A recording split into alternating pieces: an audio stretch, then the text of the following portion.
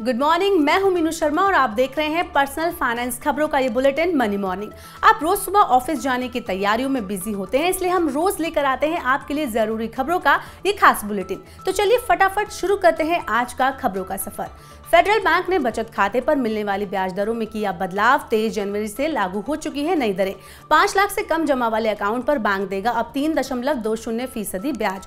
बचत खाते में ज्यादा रकम रखने वाले ग्राहकों को होगा ज्यादा फायदा।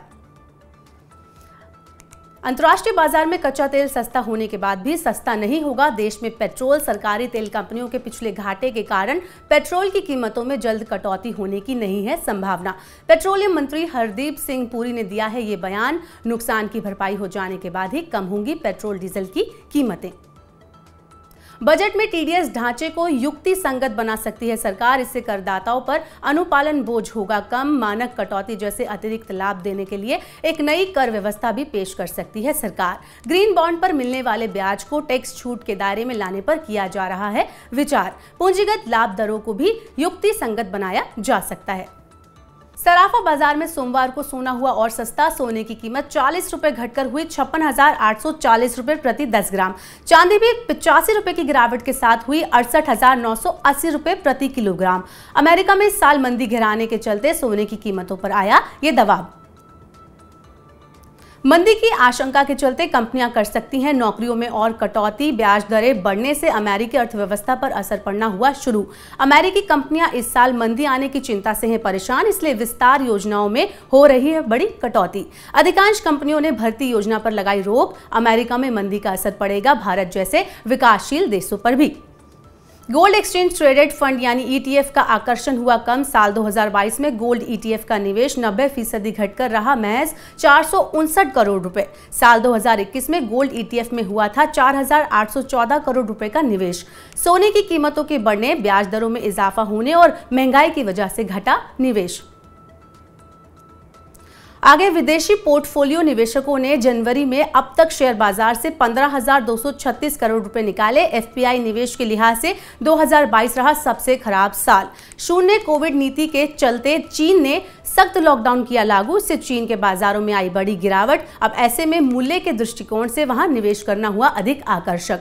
इस वजह से एफपीआई भारत जैसे बाजारों से कर रहे हैं निकासी। दिसंबर महीने में म्यूचुअल फंड्स के बंद होने की संख्या रिकॉर्ड लेवल पर पहुंची। एक महीने के बंद हुए 15,39,000 एसआईपी अकाउंट। दिसंबर में खुले 23,24,000 नए एसआईपी अकाउंट। एसआईपी के जरिए मंथली निवेश बढ़कर हुआ 13,573 करोड़ रुपए। छोटे शहरों और कस्बों से दिसंबर तिमाही में म्यूचुअल फंड में निवेश 11% बढ़ा। टैक्स से जुड़े पुराने मामलों को निपटाने के लिए एक और मौका दे सकती है सरकार। विवाद से विश्वास जैसी योजना के बाद सरकार आगामी बजट में पेश कर सकती है नई स्कीम।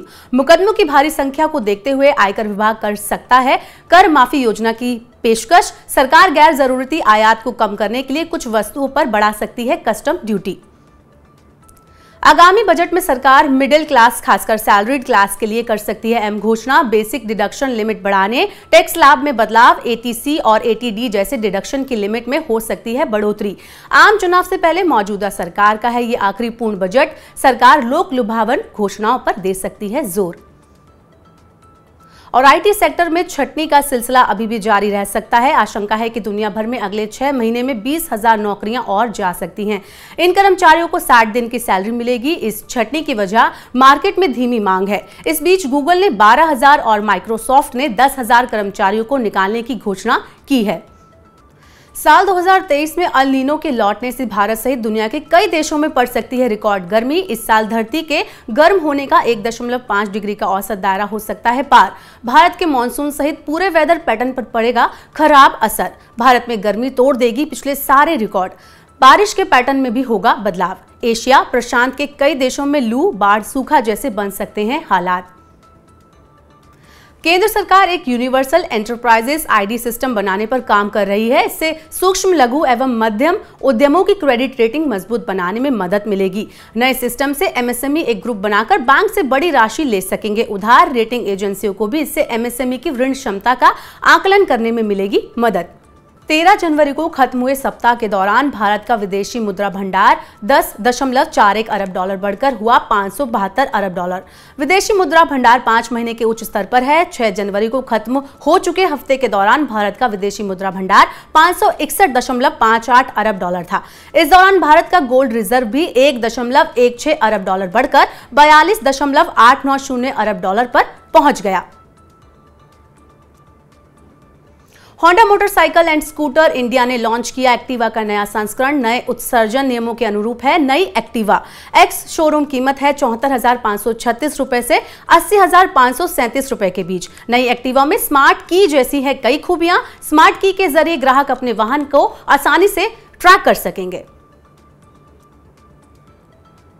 हुंडई मोटर ने कॉम्पैक्ट सेडान औरा का नया फेसलिफ्ट वर्जन उतारा। शुरुआती कीमत है 6.29 लाख रुपए से लेकर 8.57 लाख रुपए के बीच। नई औरा में मिलेगी पेट्रोल और सीएनजी का विकल्प। कंपनी ने औरा के डीजल मॉडल को किया बंद। नई औरा में है 30 से ज्यादा सेफ्टी फीचर्स।